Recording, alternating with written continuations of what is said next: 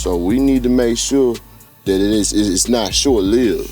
We need to hold this shit down. That's what I wanted to do. As long, if not longer than they had it. That's why I wanted to do this. It was the purpose of it. So we could tell our stories, the original stories, the origin of crunk, which was a very intricate part for the city of Memphis. Who was your influence locally? You know, tell us a little bit about how it was seeing, you know, everybody in, you know, in that time. My biggest influence and the local artists that I looked up to the most during that time, man, when I was coming up. Yeah. And I'm proud to say I know this cat now. He one of my peers, but motherfucking Gangsta Pat. Gangsta Pat, that's my name. Man, the #1 suspect, baby. What's up, Pat? Gangsta you know what I'm saying? I'm giving you your flowers, motherfucker. Yeah. It wouldn't be no nasty Nardo if it wasn't for Gangsta Pat. Wow. That's real talk, look, bro. A lot of people have sat right there here in the last couple of weeks. Pat is one of them. SMK is another. Everybody is giving everybody love and shouting to everybody. Everybody is telling their same story, but from their perspective. Right. You know what I'm saying? So your influence, one of your major local influences, Gangsta Pat. P. You on it? Yeah, man. Tell us about how Pat influenced you. Man, the first time I heard Gangsta Pat, was it Shooting on Knox? No, the first record I heard was I'm the Gangster. I'm the Gangster. I'm the Gangster. And the first time I heard that record, and the first time they said there was a Memphis artist, at that time, there was no Memphis artist on the major record label, major scene, nowhere. Gangsta Pat was the first rap artist to sign a major label deal out of the city. He opened the door for all of us. You know what I'm saying? And motherfuckers who don't give him his props, fuck y'all. Nah. Y'all, hey, we owe that cat. Real talk, yeah, bro. for sure. I had him on, man. I had to give him all the love. Hey, Fly had an album out. He had an album out called The Game Owe Me. No, The Game owe Gangsta Pat.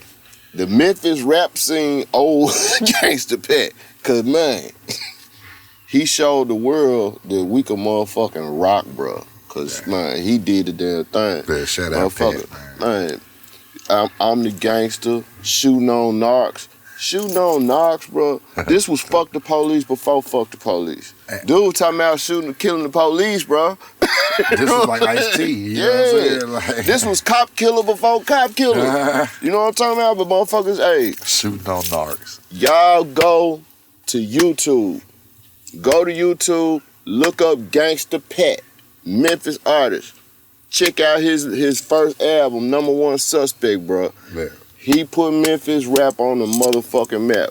He wasn't the first artist to do Memphis rap, but he's the first one to do it on a major label. He the first one to do it in a major way. So shout out to Pat, man. Love you, bro. Appreciate that. I appreciate you, bro. Yeah. Hey, 2008 November, Obama getting elected, and me and you get tapped in. Matter of fact, we were at a club called the White House. The White House. How ironic was that? It was 380 Bill, but it was called. Old Club 380 Bill changed his name to the White House, and we were there the night Obama. The night that the first black president was elected. Yeah. We were partying in the fucking White House. And this was, you just heard me say, right, people? Everybody heard me say, November 2008 election night. What was I in there doing? Nardo, the same shit I'm doing, but telling what I was doing. You were filming with Choosy. And interviewing Choosy Parker, rest in heaven, Choosy. Rest in peace, Choosy. Man, you were filming with Choosy, man, doing your thing. And when I saw you, I was like, I know that cat. That's the dude from X Camp. We had just did a show like a year or two prior at Crump Stadium. At Crump Stadium at the football stadium. The halftime show. Yeah, and you came and showed love that night too. Was raising money for. They was finna close this woman and kids shelter. Yeah, and we was like, how the fuck are you gonna close a woman and kids shelter? Yeah, so I remember that. We had. Was that with Myfa? Yeah, I believe that was with Myfa. Myfa had put this show on. I can't. Now that we put it on. Oh yeah. Yeah, that's what I'm saying. Like we was raising the money for that woman and children's shelter. You know what I'm saying? And we had been selling records out there, you know, doing our thing anyway. So we had, you know, threw the money to the thing. They kept the program going, I believe. But yeah, it's one of the things. Look, but in that time, we get acquainted, and then JP studio gets robbed. Oh man! And you lose the original Ghetto Star 2.0. It wasn't 2.0 then, it was just 2, because you was working on it. And it was anticipated. It was anticipated, because you're on a roll. Like, your records, you're already featuring all local people, and you got people like Gangsta Boo and people like that on the records. The Chat. We got Chat. Shout out to Chat. What's up, baby? Man, giving her all the love. She's hurt right now. You know what I'm saying? Love you, Chat. She's not taking it. I already know, man. But she's walking tall, though. You know. I know that was her sister for real. Yeah. But you turning up, and this shit is gone now. So you call me, and it's like, bro, I gotta start from scratch, bro, and I need to record. And it was that day that I had just got my Phantom Power Box to my microphone, and I had just got it all working. For real? I didn't know that. I hadn't even recorded, been back recording myself yet. And you called me and told me that, and immediately I was like, I gotta get it in with my nigga, cause this is an honor. First and real foremost, talk. I'm a nasty Nardo fan. That's why. No, stop it. My brother J Mac is the one that called you to be at the stadium. I'm sitting right next to him when we got you on the phone. We talked to J Mun about it and shit. You know what I'm saying? Shout out to J Mac. How J Mac doing, bro? Nah, he doing good, man. You know, everybody just getting grown, raising these babies. Wine, women, and nigga bones. You know what I'm saying? What was the name of that junk? White girls. And, shit. Was it white girls and corn? Pork rinds and white girls. Pork rinds and white girls was the name of this cat's album, y'all. Pork rinds and white girls. Hey, man. My God. Nobody would remember that. Man, I will never forget That's that. my bro. He was turned up. He was crunk down there in Florida in Panama. He was living his life. Shout out J Mac.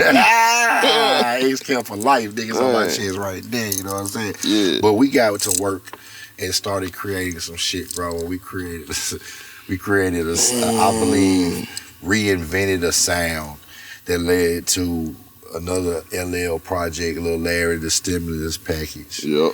Because we was in the middle of a stimulus package. Shit was going on. Obama was doing that. Yeah. And we were going through that. So the project was stimulus package, Trap House edition. You know what I'm saying? Man, that mixtape, you're right. It was like, it changed it was a whole totally different direction from anything that I did before. It was like, when we hooked up, bro, it's like we just clicked. You know, and I hadn't clicked like that with nobody, outside of JP, period. Yeah. You know. See, now I officially think you're crazy, because I really didn't know what the fuck I was doing. Real talk. I mean, look, don't get it twisted. You know, at the time, I knew your limitations. I knew what was going on. Yeah, you know what I'm saying? But at the same time, I learned a long time ago, it ain't what you got, it's what you can do with it. Yeah. Because I done seen motherfuckers rock out on a motherfucking 4-track. Yeah. Hell, motherfuckers, as a matter of fact, most of the motherfucking classic records that y'all hear today, especially a lot of like the early Player Fly, 3-6 Mob shit, man, we had 4 tracks, bro. Yeah. 8 tracks. And look, this era and period of time that we talking about is funny, because tell them what we was dropping in the closets. Oh, yeah. At the house with the babies hollering. Yeah. And you'll never know. Yeah. You'll never know. And it was some of my most favorite records that I created in that time, like Spaceships. Where they do that at? Where they do that at? You know what I'm saying? And motherfucking bottles of rosé. Bro, but you know what? We were working like every day. Every day this nigga pulled up. Every day. Even in the morning. Nardo is officially the nigga that got me to rolling blunts on a daily basis. Probably this time I was smoking on a semi-normal basis. 1.5. Yeah, I was 1.5. I was 1.5 nigga, man. You know what I'm saying? But I'm smoking. But this nigga's like, yo, nigga, finna roll up some blunts, and this nigga would come through with a fat sack, and things haven't changed. But we was getting stupid high, and we was creating music like that. Hey, listen, bro, we gotta listen. We're gonna reinvent Jack Tripper. We gotta do this. Man, we gotta do it again. We weren't chasing hoes, man. We were chasing songs. Yeah, we was looking for something. We was working, bro. You know, I think that's. You see that? Oh yeah, the purple package, man. Yeah, don't play, man. It's classic shit, y'all. Y'all ain't got it. Y'all need to go get this shit. The purple peg. It's online. Go find it, man. It's out there. It's bad. And that was at the beginning of that shit, wasn't it? Oh yeah. The Dat Piff era and this. You know what I'm saying? A-Ball, MJG. You had a grape. You had a grape cigar. Gangsta Black. Yeah, had the grape cigar in the marketing plan. He called me and said, "Yo, I got it. I'm gonna put a grape cigar." I had a whole other idea that I won't remember because it wasn't as great as this one. And this nigga said, "I want to put a grape cigar in the jewel case line." And I said, "Oh my God, it's genius."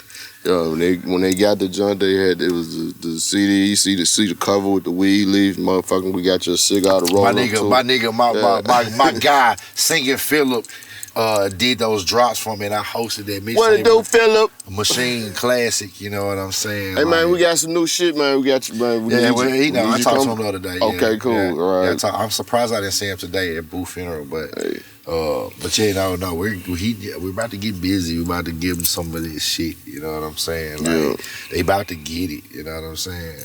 So, and then let's take it to the point of, I want to get to back Gangsta Pat and the Al Capones, MJG, oh boy.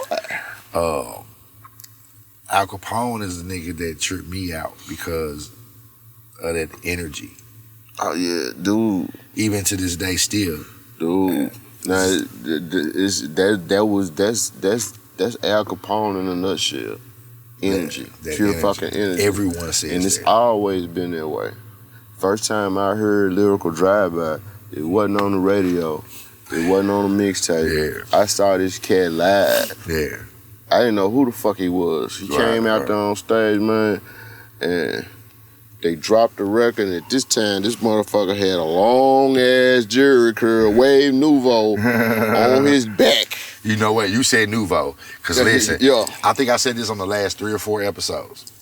I said on this episode when I said, yeah, man, you had the Jerry curl and shit. Everybody said, hold on, man.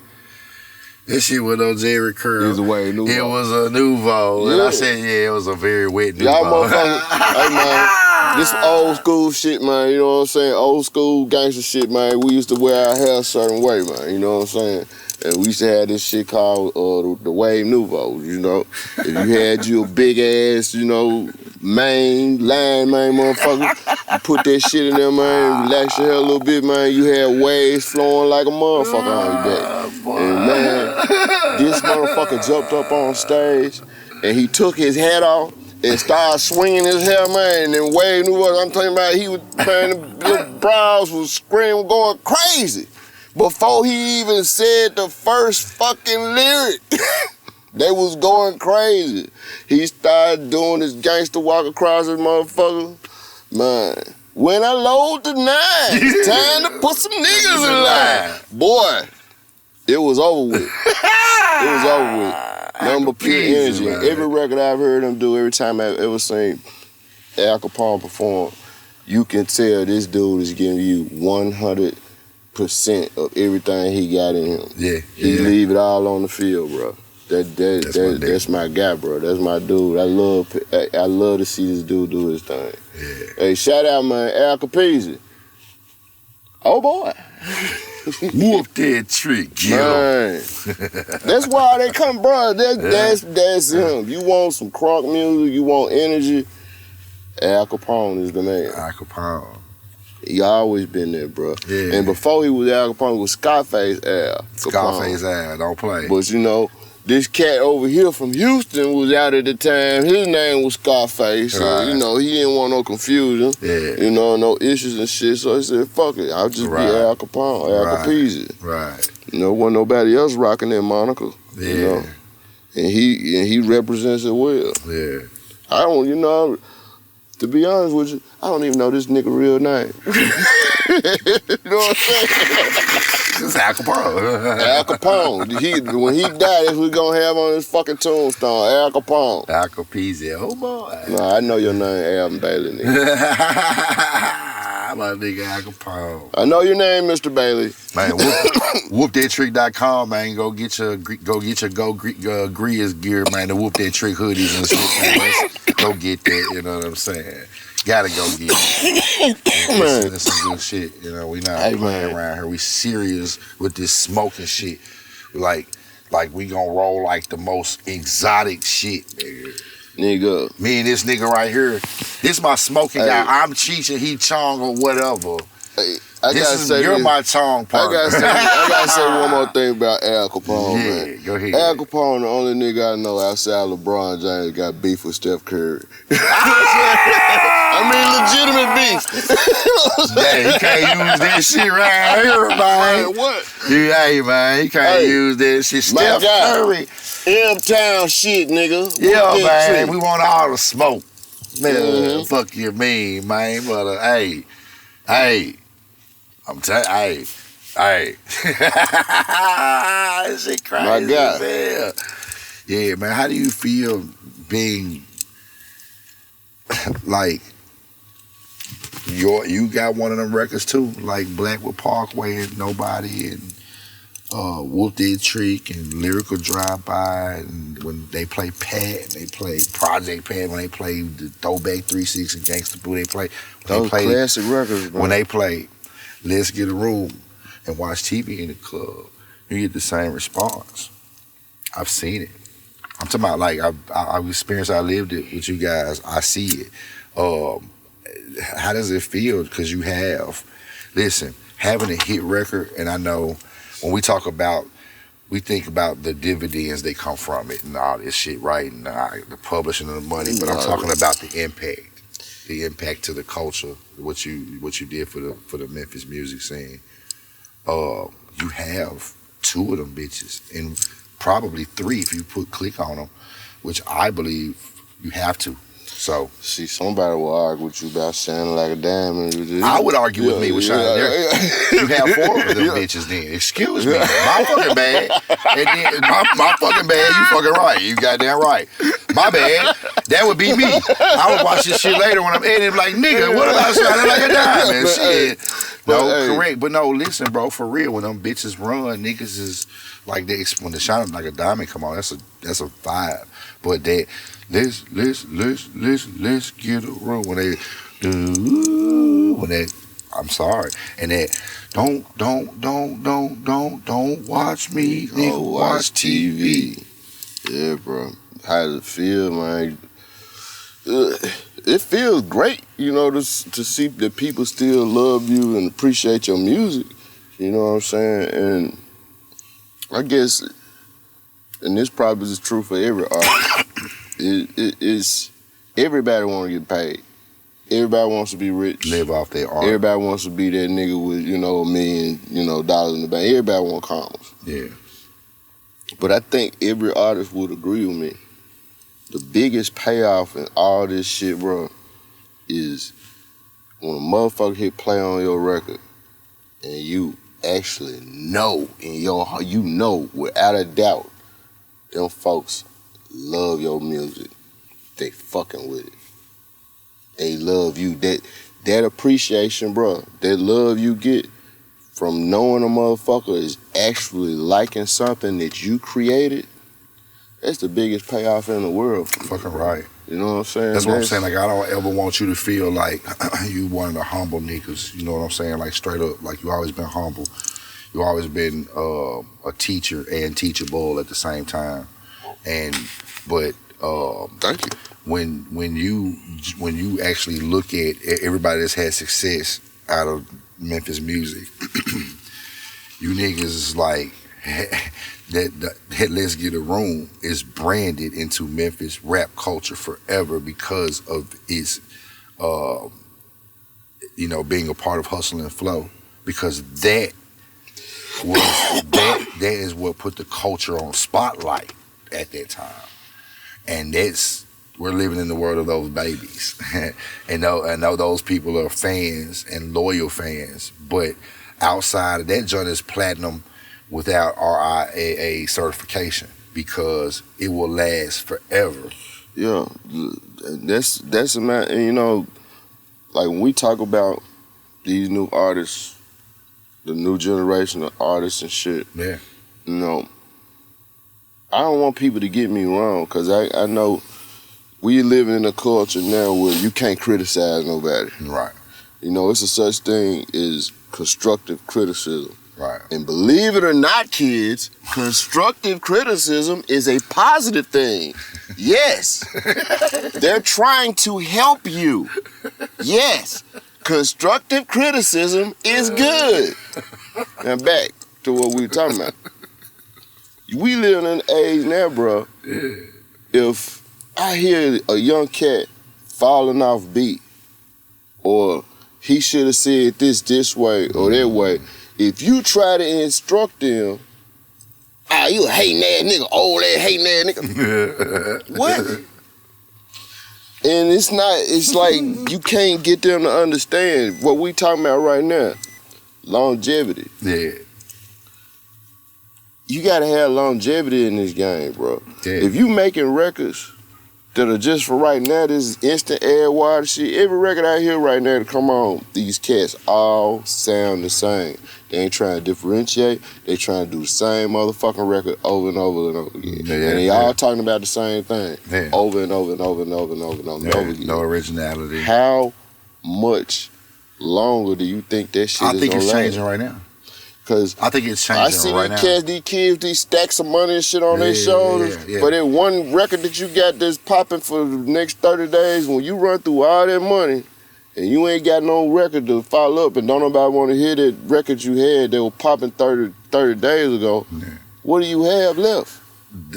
I'm just saying, I think I watch a lot of YouTube for sure, and I'm always in college. But one thing I see is that these newer kids, they're on YouTube and they got their shit together. And they on there like, yo, I was a rapper.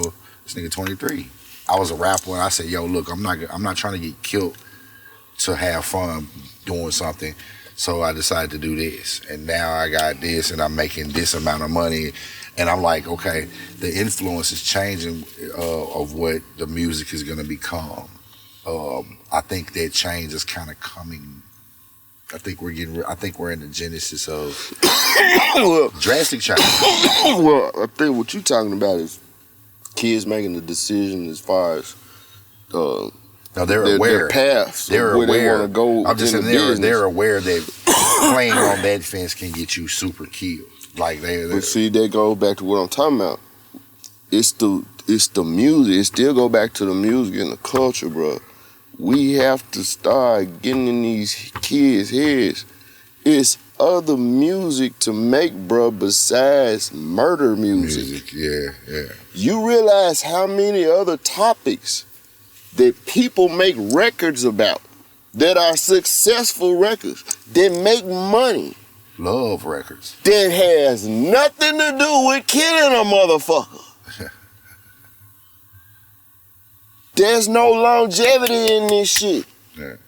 It's the message I'm trying to get across to these folks, bro. It's not gangster music. It's the type of gangster music y'all making. It's murder music. If you want to talk about music. gangster shit, let's do it in a different way. Why do you have to sound like the last 12 niggas? Why are you rapping just like the last 12 niggas? Why are all y'all records still sounding the same? NWA, you put on an NWA record. The motherfuckers, these niggas created gangster rap. You want to hear some killing and all that shit? Put on an NWA album. Not one of those records sound like the last. They're all different. You cats are not putting in the effort to make good, long-lasting music, bro. They don't care about it as much. And that's the problem. We have to start caring about the culture because the culture affects everything else. If we let see how influential if we let these kids continue to make this bullshit and they putting these bullshit messages out here to the other kids, they think that's the way they supposed to live. That being the thing the labels put the money behind. But that's the way these kids think they supposed to live. All they hearing about is, man, I'm riding around, shooting up everybody. Then why do you think all these kids running around killing each other now, bro? Because this is the influence we giving them. That and social media desensitizing and we not trying to show them nothing different. We gotta start showing them something screaming different. Those things out. That's what I'm saying. We gotta start doing it. Don't nobody else do it. We need to start doing it. We're doing it right now. We're screaming. I'm screaming at the top of my lungs. Let's make some different music. Yeah, because we had this talk all the time. Like, we just filming this shit Man, for the sake of the podcast, but we had this conversation all the time. You know how much shit it is out here in the streets you can talk about? Man. You want to talk about some street shit? You can talk about plenty of streets. You can talk about pimping hoes. You can talk about motherfucking selling dope. You can talk about all kind of street shit. You can talk about hustling all kind of shit. But what the fuck is this fascination about killing everybody?